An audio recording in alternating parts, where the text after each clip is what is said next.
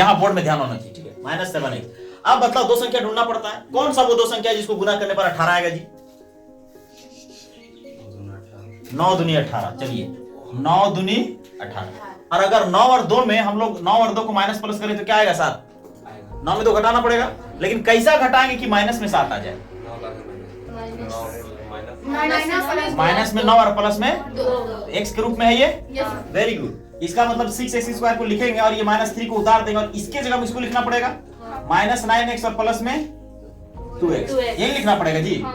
Very good. बराबर क्या हो गया? 0। अब बतलाओ ये क्या करेंगे, इन दोनों में से कॉमन निकालेंगे। अंक का कॉमन निकलेगा क्या? क्या निकलेगा? 3 का पहाड़ा में 6 भी आता है। अब कोई सोचेगा 6 निकालेंगे तो कहां से निकलेगा? 6 का पहाड़ा में तो 9 नहीं आता है जी। लेकिन 3 एक ऐसा चीज है कि 3 का पहाड़ा में 6 भी आ जाता है और 9 भी आ जाता है, तो 3 निकालेंगे और दोनों x² में से x को निकालेंगे, है ना। x² यहाँ x है, तो कहने का मतलब यह है कि 3x निकल गया, तो यहाँ क्या बचा? 3 दूनी 6। यहाँ क्या बचा? x बचा माइनस, ये देखो 3 तिया 9, x निकल चुका है। बंद करेंगे, प्लस देंगे और क्या लिखेंगे? ये 2 और 3 में से क्या कॉमन निकलेगा? बोलो यहाँ पर 1 निकलेगा। Very good. तो 1 लिखेंगे और साथ में जो है कॉमन, जब 1 निकालते हैं तो हम लोग पूरा उतारते हैं, सिर्फ निशान चेंज होता है। तो 2x को उतारेंगे, फिर प्लस माइनस करेंगे और 1 तिया 3 कर देंगे। बराबर क्या हो गया? 0। कोई दिक्कत? अब देखो कहने का मतलब यह है 2x - 3 2x - 3 दोनों सेम आ गया कि नहीं आ गया? तो ऐसे लिख देंगे और एक तो क्या बचा बोलिए? 3x + 1 बराबर क्या हो गया? 0। बस 3 स्टेप में मैथ बन जाता है। उसके बाद तो शून्य निकालते हैं ना जी।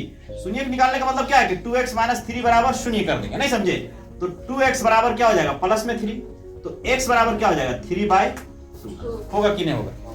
अब बोलो 3x + 1 बराबर क्या हो जाएगा? 0। तो 3x बराबर क्या हो जाएगा? -1, उधर चला जाएगा ना, तो x का मान क्या आ जाएगा बोलिए? माइनस में 1/3। 3 नीचे आएगा कि नहीं आएगा? अब यहाँ जो आप लोगों को मिला शून्यक, उसको लिखा जाता है जांच करने के लिए। शून्यक एक को बोलते हैं अल्फा और एक शून्यक को बोलते हैं बीटा। तो अल्फा का मान है कितना? 3/2। बीटा का मान क्या है? -1/3। समझ गए कि नहीं समझ गए? हाँ। अब कोई जरूरी नहीं कि यही अल्फा होगा, अल्फा ये भी हो सकता है, बीटा ये भी हो सकता है, नहीं समझे? लेकिन एक अल्फा कहलाएगा और एक क्या कहलाएगा? बीटा।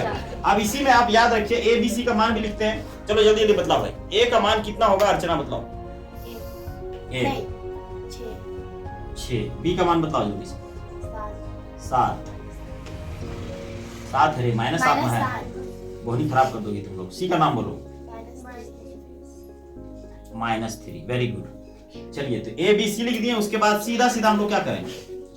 जांच करेंगे। जांच के लिए लिखते क्या है भाई बोलिए? शून्यकों का योगफल, है ना।